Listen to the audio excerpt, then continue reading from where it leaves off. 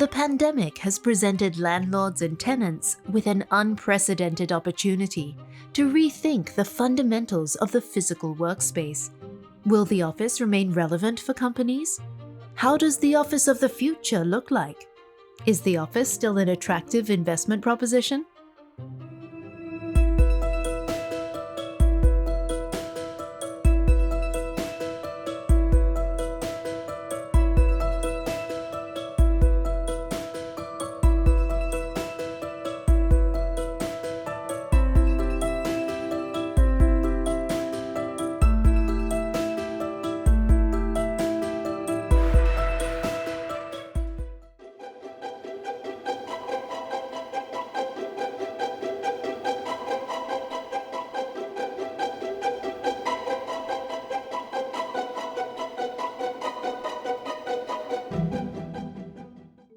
In the past year, I worked from home for an extended period for the first time, and I had to make many adjustments. Initially, I thought remote working would make it inconvenient for me to communicate with my colleagues and business partners effectively. But technology has enabled me to do so seamlessly, and in fact, touch base with more people across geographies. I even had lunch with over 50 of my colleagues virtually. While I appreciate the convenience, there are now many more back-to-back meetings to manage, and it made me realize how much I miss the face-to-face interactions in office and spontaneous conversations.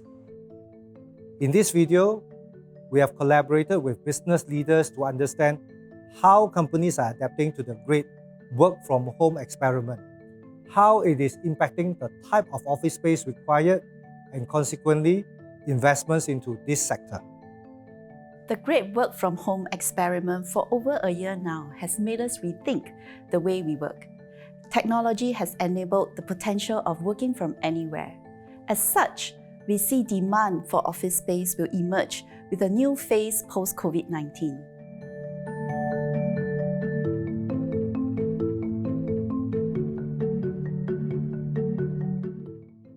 Work cultures that prioritize collaboration tend to be more innovative and has proven tangible impact on business culture, innovation, and profits. To a certain extent, teamwork, collaboration, and mentoring are still more effectively performed face-to-face rather than virtual. Moreover, companies will typically have in place systems and controls in an office setting to ensure security of data and information, which may be difficult to enforce in remote working. We believe the hybrid model in various formats is the way forward as companies look to balance the needs of employees' well-being, crystallizing occupancy savings, and ensuring a place of inspiration remains for the growth of the organization. While a change in work arrangement is upon us, we believe the level of adoption will likely vary according to sectors and job scopes, as this is not a one-size-fits-all arrangement.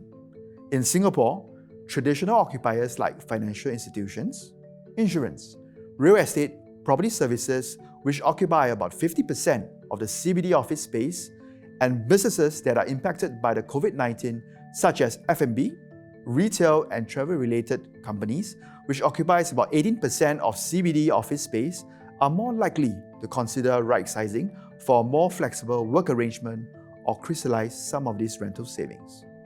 Technology and IT sector continue to expand, boosted by the pandemic, and comprises the bulk of the demand for office space during the pandemic. Despite the changes in the way we work, office demand is still driven by expansion and economic growth, as we have seen in all past crises. Let's hear some thoughts from the business leaders.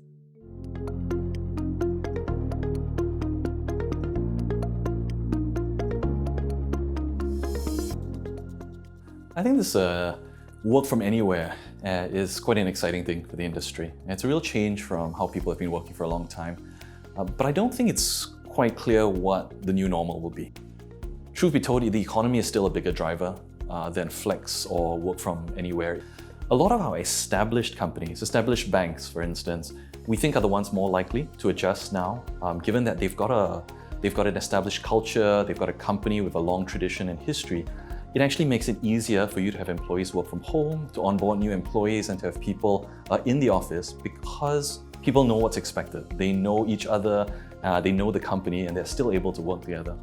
The funny thing is, a lot of new and growth companies, including technology companies, are actually taking more space because they still need to build an identity. They're still young, people are still getting to know each other, they're onboarding so many new people that we're still seeing a lot of growth demand. As an organization, we are quite clear that who we are and our success depends on our ability to collaborate together as a team, whether in small units or across the organization. That means we have to account for our folks' concerns, aspirations, and dreams. And they also recognize the need to continue to build what we refer to as relational capital. You are able to interact well remotely or virtually because of a typically prior relationship and engagement working face-to-face. With COVID over the last few quarters and with the imposition of circuit breaker measures, that capital gets drawn down. So it's not panning out the way we originally thought. And we do expect that going forward, what we'll see is companies who stress culture, stress collaboration, and more company specific than industry specific will be the ones that need to bring people together.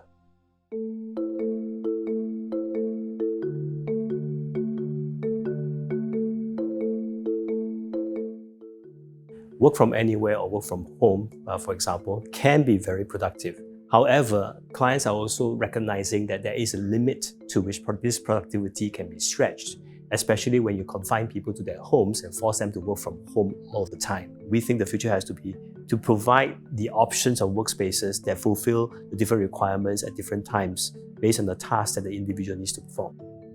I think first and foremost, without question, it's about providing scalable and secure connectivity, as simple as ensuring that your staff have reliable broadband services, perhaps have a mobile data as a backup, as we all have experienced during this period.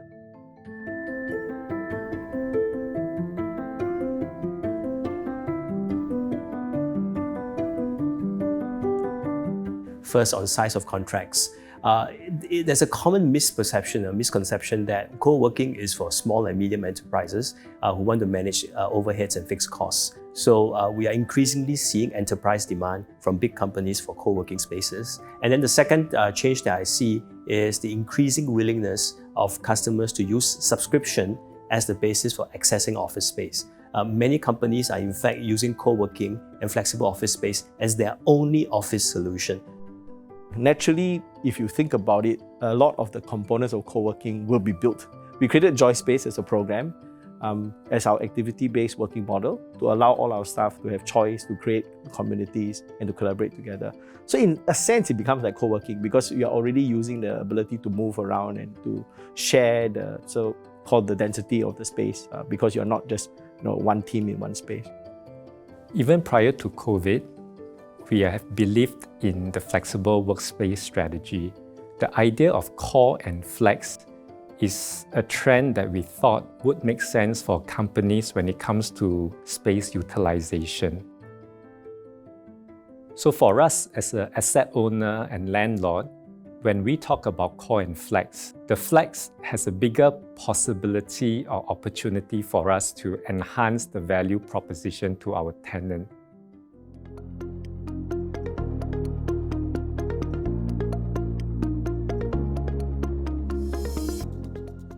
So one aspect of the office space of the future, besides flexibility, is wellness. It is about the quality of life in the office. Now that people have the option to work from home, you have to make your office even more attractive to draw people to want to come back to the office. So besides the office proper itself, I think the office development also needs to support that objective to attract people to want to come back to office. So that's why the lifestyle element like the F&B, the amenities is important. The recreational aspect is also important.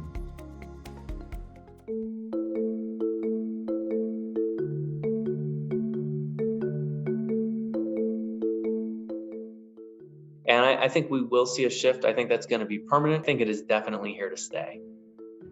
I think Distributed working, living and playing is going to be here to stay. The Future of Work team that came up with the general guidance is to try to tell everybody that 60% in the office and 40% at home. More so because we want to signify that actually coming together as a team is still the predominant way we want the company to operate. Honestly, I suspect revert back to how things have been, but I think we'll see a change, but perhaps not as much as people will expect. We've explored how the hybrid model has become the new norm that seeks to balance organizations' drive for collaboration and innovation versus employees' personal needs. Let's take a look at how the future of workplaces could evolve in keeping up with the changing work trends.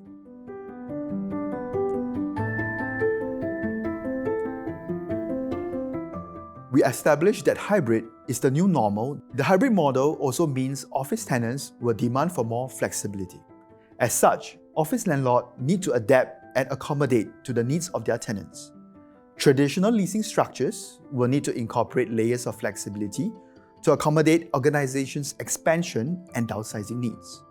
Co-working operators have an increasing role to play to complement the future of work.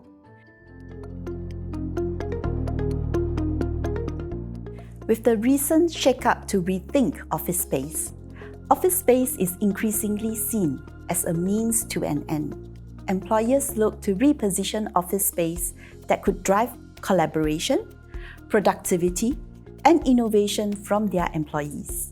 Employers want office space to work for the employees and not vice versa. Hence, the trend is moving towards live, work, and play. And increasingly, office buildings are evolving into a community development rather than just a standalone office building at a prime address. As such, the location now serves various purposes. The CBD address is still desired for corporate image and perception, while decentralized office offers community working and living. The push and speed for decentralization could differ between cities and countries. For example, a small city-state like Singapore may see less of an impact compared to a bigger country such as Australia. The blurring of CBD and decentralized offices will lead to the redefinition of Grade A prime offices, shifting away from just location-driven to also being defined by the quality of the buildings and amenities. Let's hear more from the asset owners and occupiers.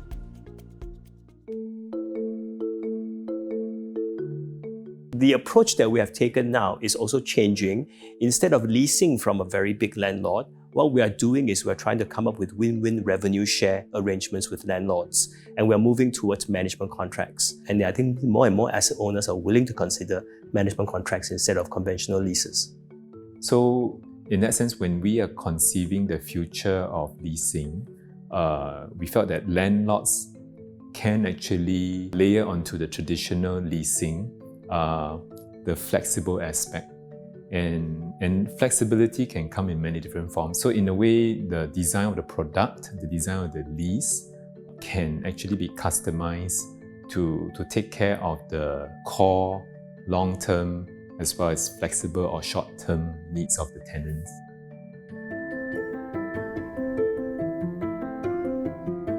Location is going to be number one, always has been, always will be. But it's going to be based more on what the workforce needs rather than maybe what the senior executives want.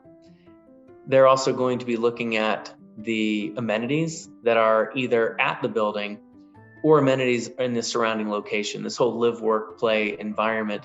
You want your employees to have everything they need at the building, but also be close to where they live and close to where they're shopping and good food and beverage for them to go out to as well. So I think these are a couple of the really important things that people will be looking at. I think health and safety and other ESG factors are going to continue to grow in importance. I think the live, work, play integration, mixed development is always attractive. It is more whether the site and the location is suitable for a kind of a real sort of a mixed development. By that I mean really mixed with 3 or more different components of substantial scale and size. and also the kind of space for you to provide additional amenities for the individual components as well as shared amenities. So for example, we are always very big on public spaces.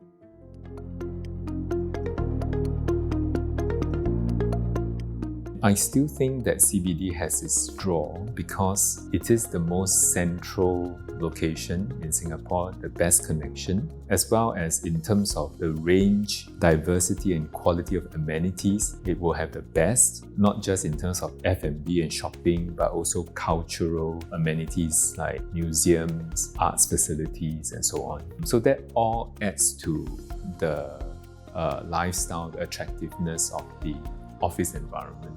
Because when you look at an office, I mentioned the office is not just the office space, but it is the office development, but it is also the district the development is in. So that's why in our site selection as well, we also tend to favor locations where there's diversity. The authorities have always been promoting regional hubs, and with varying degrees of success. As Singapore is small from a geography perspective, it would probably make sense for some companies to feel that there is no need for me to be in the CBD. And also coupled with the fact that, as we look at the digitalization and the changes in the way people work, live and play, again, potentially this idea of decentralization may gain more traction to tenants. Different companies will have different landing, and it is not the case that the CBD will end up being hollowed out. I think every country is a little bit different on what the impact will be. In a country like Singapore, we're such a small country, everybody still largely comes towards the CBD. We think business parks in Singapore don't carry the same weight.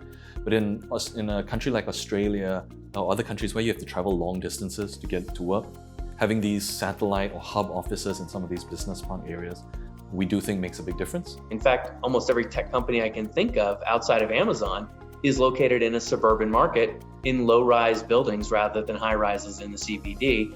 And that's because those buildings provide them the flexibility they need to both have office space as well as development space, R&D, testing facilities, manufacturing, the sorts of things you can't do in a high-rise multi-tenant building that tech tenants need to be able to do as part of their normal work.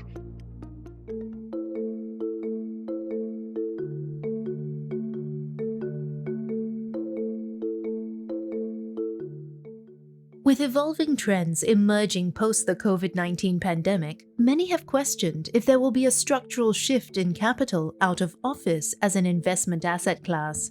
We have seen that demand fundamentals remain largely intact, especially in Singapore. What would be key is that office space utilization and design will refocus towards more spaces for collaboration, innovation, and relationship building. Offices have always been a great asset class for investors, and we believe that it will continue to be the future. However, investors and landlords have to play a more active role with a focus on technology and sustainability in order to differentiate themselves, and this will in turn be drivers of higher capital values in the future.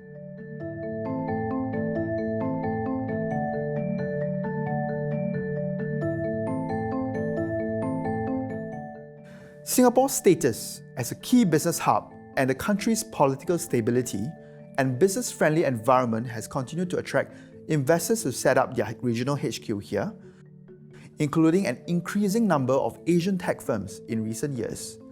Therefore, we believe that the office will remain a favorable asset class and store of value for investors in the region. That said, looking ahead, we see a multi-tier market emerging in terms of demand, pricing and returns. Top of the list will be office buildings that, apart from being in the best of locations and supporting amenities, but also incorporate emerging real estate attributes that encompass flexibility, sustainability and technology, which we believe are growing in importance in the future. Sustainability will be an emerging theme for both tenants and investors alike. And as one of our interviewees have mentioned, will dominate the conversations in the future. as companies and investors continue to incorporate ESG best practices in their corporate culture, we believe that projects with these green elements will continue to command the most attention. Such projects will have a positive impact to the tenant's corporate image and result in better leasing demand and preserve capital value.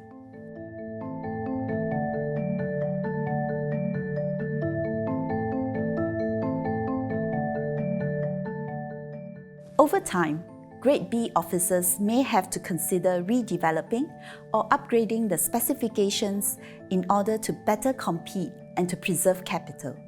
We have seen owners tapping on the various government incentive schemes to rejuvenate and inject a new lease of life to these aging properties.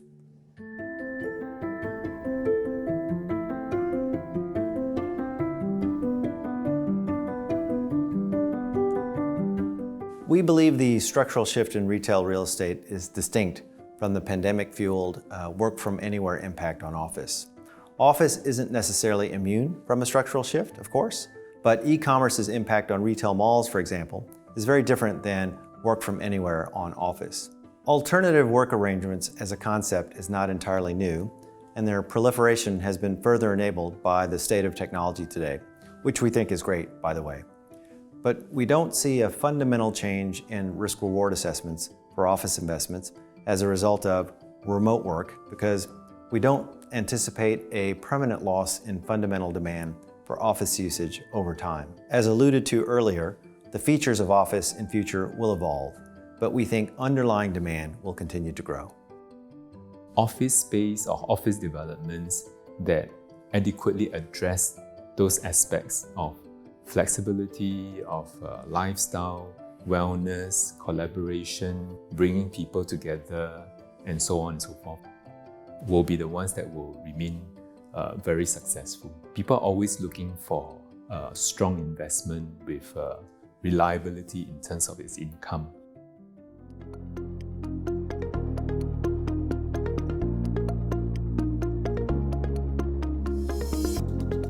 These types of assets tend to create attractive business opportunities for us to value add and reposition. Professional self-interest aside, Grade B offices still provide a necessary function for certain occupiers, and they will remain a viable alternative to premium spec buildings. I will say, however, that buildings that lack professional management, that have a large carbon footprint, and that suffer from poor specs do risk obsolescence in due course. Grade B asset owner probably will have to work a lot harder in terms of looking at its value proposition, because at the end of the day, if the only value proposition of a Grade B office building is cost, over time, the asset owner will find it onerous to try to upkeep or invest into such a property.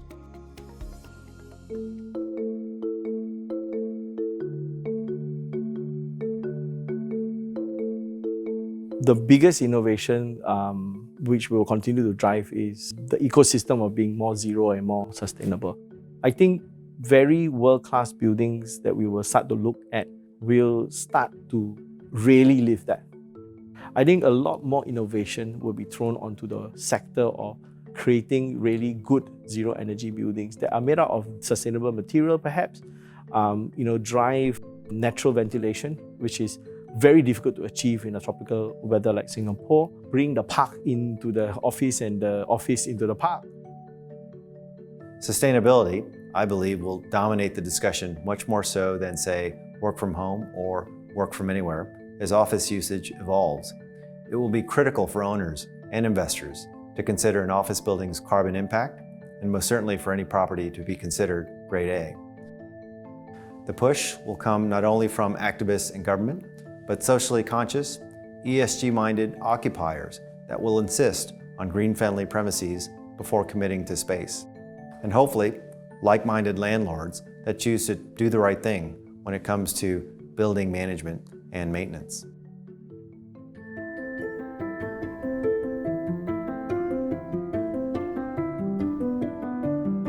Office assets compared to other asset classes, I think do generally still command a certain premium. The reason being that you don't have to worry as much as on tenant credit. Last year, somehow we managed to set record pricing for some of the transactions in the market.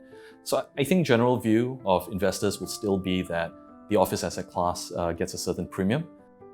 Public investor sentiment for office in this immediate environment is arguably a bit muted. Private investor demand for office, however, remains robust. This is the feedback we're receiving from many of our investors, and we reviewed some recent investment surveys indicating the same. We still see some interesting investment opportunities in office today, but transaction volumes certainly have slowed, and we expect near-term activity to remain muted. Our secular outlook for office investment demand in Asia, though, remains bullish. Clearly, what we hear is that office is here to stay. However, it is crucial for us to recognize that the role of the office has evolved. Office remains essential for collaboration, relationship building, and the fostering of corporate culture. Having a holistic live, work, play ecosystem, placemaking, and a focus on wellness and sustainability will be key factors of success. Both landlords and tenants need to be nimble in their leasing strategy. There is no one-size-fits-all approach. Office remains a key asset investment class for investors despite these disruptions. However, landlords have to be more active rather than passive in their management approach. Interestingly, the common theme between this video and our earlier video on the future of retail is that humans are social creatures and space is required for people to get together, both professionally and socially. Ultimately, it is we, the users, that drive the evolution of real estate space.